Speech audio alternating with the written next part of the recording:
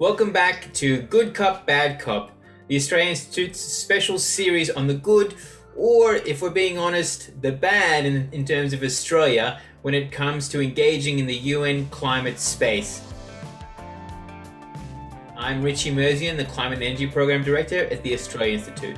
Hi, I'm Polly Hemming. I'm an advisor in the Climate and Energy team at the Australian Institute. So we had something else planned for this episode, but in light of the complete garbage fire that was the net zero announcement yesterday, we've decided to unpack that instead. Even though COP is not about net zero, and that's all the press conference was yesterday, the press conference by Scott Morrison and Angus Taylor was next level even for them, but it's also a beautiful demonstration of all those tactics that we highlighted over the last few episodes and how it's presented with spin and half-truths and, can I say, non-truths? Why not? In honor of the COP being held in Glasgow, and to help us get through this dog's breakfast of an announcement, Polly and I are both drinking some of Scotland's finest, cheapest whiskies. Now, it's not mandatory, especially if you're under 18, but we invite you to join us and pour yourself a glass of something. All right, let's open up this bin fire. Cheers. Cheers. I'll be taking this plan to COP26 for our target to achieve net zero by 2050. No one cares if you're taking net zero to COP.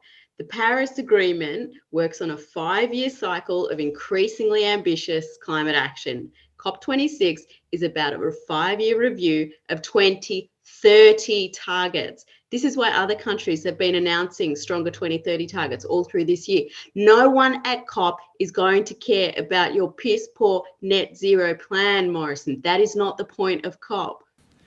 It will be supported by our updated projection that will see us exceed our 2030 target with emissions reduction of up to 35% by 2030. Firstly, this projection is like assuming everything is just going to go hunky-dory. Like, it's basically like thrashing your car and hoping nothing is going to go wrong. And Kitan Joshi does some great analysis as to why this projection is just massively inflated. But putting that to the side, a projection is not a target. It is not an achievement. A projection doesn't actually mean that you promise to do something. You're like, I really hope we'll get there, and I'm going to say that I reckon I will lose 10 kilos by Christmas. Don't ask me how. I've done the modeling. You don't need to see it. I'm going to get there. It's a forecast set on a whole bunch of variables and a whole bunch of assumptions. We can make projections, say whatever we want to, and that's what they've done here. But he's put out this figure, Richie, like he flagged specifically 35%. Do you think maybe that means he's going to be updating our 2030 target to 35%? We will keep our commitment, though, that we made and took to the last election of 26 to 28%. Nope. He is so super confident in that rock solid projection that he's absolutely not going to use that as the basis to increase his ambition at COP. Like, even though his government has the weakest climate plan among G20 developed nations, even though our current target is about half that of the US and even further below the EU and the UK's, still not sticking resolutely to that 26 to 28. And that's even though the current weak target Australia has, which it put forward 6 years ago by Tony Abbott, represents about a 3-degree increase in global warming, right? This is bye-bye reef. That's the kind of target we have now. And even though we reckon we can meet and beat, we will not be held accountable to that, because that would be ambitious. We said there's the mark, but we can meet it and we can beat it. And we will. And the world will be able to see us achieving that, and they'll be able to take record of that. Because what Australians are doing now is getting results, and they're going to keep getting results. And they're going to keep getting better results. I don't even understand anything he's saying here. This is just words. Can we just fast forward to Angus? No, actually on that, I just want to point out that this is actually a deliberate tactic too. Like this random jumble of words and phrases sounds authoritative. Like, this is something we've pointed out before in our videos. This is called the Gish Gallop. Basically, it's just confusing or wearing down people or your audience, like with this wall of half-truths and mistruths and confusing language. It's really quite deliberate. This plan is a practically achievable pathway for Australia to reach net zero by 2050 the Australian way. And that means supporting our traditional jobs, but also capturing new opportunities. It means recognising that customer and investor demands are changing, and we need to adapt with them. It means preserving our traditional advantage in competitive, reliable, affordable energy. But it also means building on our track record. Okay, so Richie, one moment. Tell us what he's talking about here. Like, is he talking about our abundance of sunlight and open space? Is he saying that we're going to stop producing fossil fuels because the world's moving on?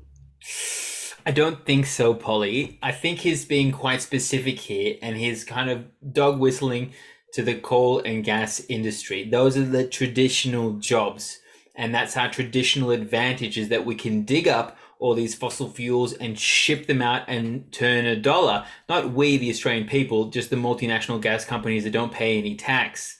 And that's what the coalition does. They represent the interests of the fossil fuel industry, not the farmers, not the regions, just the coal and gas companies. And you can see that throughout this plan, because it's not really a plan. It literally says at the front, we will do the same thing. And hopefully with some technology and some offsets and some Hopi magic, we will get there. And that's because that's what the fossil fuel industry want. They've literally put out press releases saying, good job, guys, on the money, well worth our investment. And if we turn to the first slide, you'll see that Australia's track record is a proud one. We see developing countries that since 2005 have increased emissions by up to 86% in India, over 70% in China, 33% in South Korea. And Australia versus even developed countries has performed extremely well, with a reduction of almost 21% since 2005, 20.8%. Before we get to that 21% claim, let's just point out that little dog whistle there, that nice little bit of subtle racism by Angus there. Australia always does this to distract people from the fact they're doing nothing. They blame China. They blame China for the reef, they blame China for COVID, they blame China for our emissions going up. So after the IPCC report was released and Scott Morrison was questioned about like the severe impacts that the world's already seeing and across Australia, Morrison, instead of saying, yeah, this is serious, guys, he pointed to the fact that China's emissions accounted for more than the entire OECD combined. It's worth being upfront. China is the largest polluter in the world. No one questions that, right? But Australia is also a large polluter. It's in the top 10% of polluters worldwide. And per capita, per individual, Australia is far and away worse than China. It emits almost 3 times more per capita than China. Now, that line that Australia's reduced its emissions almost 21%, well, Polly and I had written a whole paper, did a whole variety of videos on this. You can watch it here. But basically, most of those changes came from land use, didn't they, Polly? Mm-hmm. But there were land use from a cease and deforestation, but other things were happening as well. So the other things that happened to reduce our emissions are the 2017 to 2019 drought, which meant there was less fertilizer, less methane from cattle, and also the COVID-19 pandemic, which has meant that transport emissions in particular have dropped dramatically. I think it goes without saying that state land clearing laws and COVID seem to be our climate policies in Australia. Like, large one-off reductions in land clearing are in no way evidence of a trend towards decarbonisation of our economy. If we take out land sector emissions and the effects of the pandemic, again, which were one-off and not indicative of active reductions, we haven't performed extremely well at all. Australia's emissions have actually increased by about 7% if you go up to when the pandemic started. That's higher than the OECD average in terms of reductions. The United States, Japan, New Zealand and Canada, that are obviously comparable major commodity exporters. Let's just show that chart that we love, comparing countries' emissions. Now, when you look at it in that frame, it's a very different picture. And it's the more accurate frame, but not one that the government will want to promote.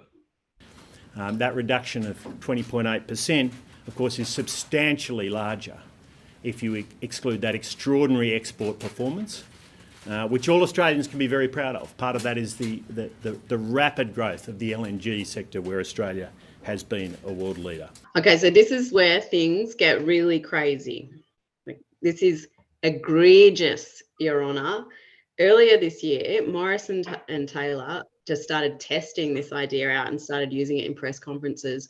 This idea that you could just carve out all the emissions from our gas exports, like not just the emissions from the combustion of gas and coal and fossil fuels overseas, but the emissions related to producing those products in Australia, like the fugitive emissions, the transportations, the energy burnt in extracting them, like all of a sudden, just don't count them in our inventory and our emissions look really good. And as always with Australia, we achieve, we deliver. That has been our track record. When we say we're going to do something, we do it, we meet it, and we beat it.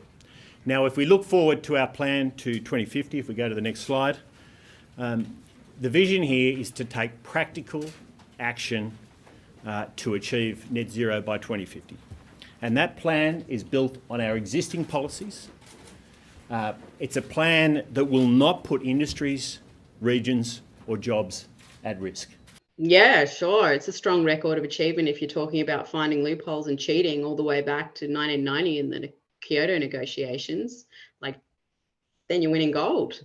Yeah, I mean, like, Australia has a track record of meeting by cheating. Like, we've established that. And this is a plan that actually does nothing but the status quo. There's nothing new here. There's no target. There's no accountability. There's no modeling. There's no legislation. It literally is, let's just keep digging things up and selling them and hope the technology will fix the problem. Richie, can we stop now? So let's just a bit more. Just a bit more. I'm going to get a top up and then we'll keep going. It means we take advantage of those economic opportunities that are emerging now while continuing to serve our traditional markets. And it's a plan for net zero, not absolute zero. And that means offsets are an important part of that plan. We can debunk and fact check everything that government says, but ultimately you need to know that net zero by 2050 is a fraud if it's not going to stop new fossil fuels and eventually phase out existing ones.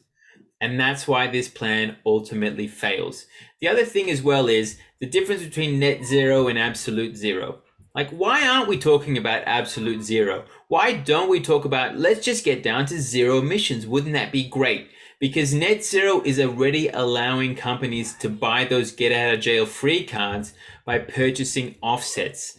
And that's a big problem in and of itself. This government plan contains no strategy to reduce the enormous emissions produced by Australia's fossil fuel industry, especially our exports. In fact, it actually perversely banks on increasing fossil fuel production and export. And these emissions can't be balanced out just by planting trees or assuming that the soil is going to suck it up. Like, there are literally not enough trees on Earth to suck up all the emissions from fossil fuel production globally. Australia's fossil fuel exports have more than doubled since 2005. We're the third largest exporter of fossil fuels in the world. Our fossil fuel exports are more than double Australia's entire domestic emissions. In about a day, I'm about to head off to the most important global conference on climate change in half a decade.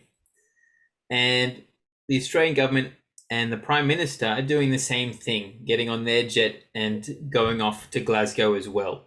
And they're taking with them one of the most underwhelming climate plans that I have ever seen, that entrenches the status quo. That is not good enough, and that is not the Australian way. The government doesn't speak for me, and I'm assuming it doesn't speak for the majority of Australians, because 7 out of 10 Australians, according to the Climate of the Nation, want to see the government lock in a net zero by 2050 plan that actually aligns with the Paris Agreement, that actually maintains global warming to 1.5 degrees. And that's not what this plan does. It doesn't speak for the 66% of Australians who want to see no new coal mines, or the 60% of Australians who agree with the IEA net zero pathway, which means no new coal, no new gas. The COP is not about net zero by 2050. That is a nice to do. The COP is about ratcheting up the targets that will put forward ahead of Paris to something that actually will keep us within the boundaries of a safe climate. And if it doesn't do that, it fails. And there's a real risk that Australia, being a massive handbrake on climate action, will give cover to the other laggards to do the same and potentially render Glasgow a failure. And if that's the case, then the Australian government and the Prime Minister and Minister Taylor will have to share some of that blame. That's not the Australian way. What we should be taking to COP is actual leadership. What we should be taking to COP is a strong short-term target that is at least double what our current target is. What we should be taking to COP is a commitment to phase out fossil fuels. What we should be taking to COP is a commitment to increase our climate aid. Thanks to the support and the donations of those who follow the Australian Institute, we will be there at the COP in Glasgow, holding the Australian government to account where we can and making sure that the views of the Australian public, the support that they have for strong climate action, is well known. Thank you as well for watching these good cop, bad cop videos. We've had a lot of fun making them. We hope that you've found them informative, and we're very keen to keep making different types of products for you to use and share and enjoy and inform those around you. So if you like this, share it. If you like what we do, donate, follow the Australian Institute, and see what we get up to at Glasgow as well. Thank you.